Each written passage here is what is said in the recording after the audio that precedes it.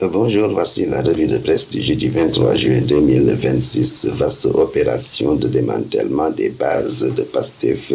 Vox Populi titre à sa une le coup politique de Diomaye pour ébranler Sonko. Le journal note une saignée dans les rangs de Pastef au profit du camp présidentiel. Source A abonde dans le sens de Vox Populi. Le pro saigne à gogo. Le journal précise et souligne que depuis plusieurs jours, certains membres du bureau politique national, du Conseil national des mouvements spécialisés, de la JPS nationale, des coordonnations départementales ont lâché Sonko. Toutefois, selon Amadou Ba, chargé de la communication dans Pastef, il précise dans Source A qu'il y a des centaines d'adhésions et moins d'une cinquantaine de démissions. Pastef face à l'hémorragie. Soubatel informe que les démissionnaires rejoignent la coalition Diomaye.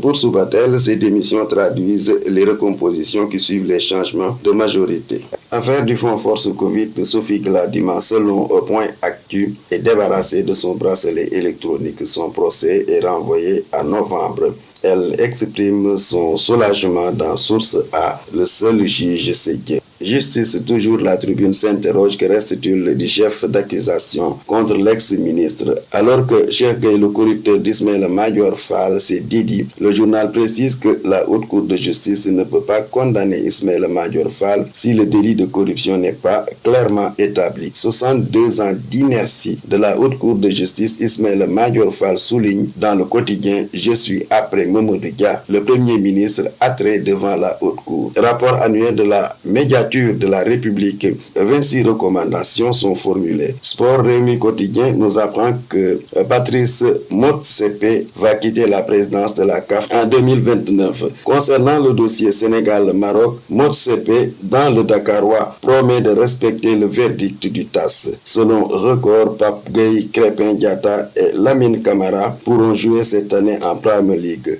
Fait divers, un gendarme trafiquant de drogue, son père complice et leurs acolytes sont tous écroués. C'est à lire dans Solo Quotidien. On finit la revue de presse après l'enquête qui revient sur les deux présumés homosexuels surpris en plein débat sur la plage de Gadaï. Le journal précise que l'enquête s'oriente vers une vaste filière.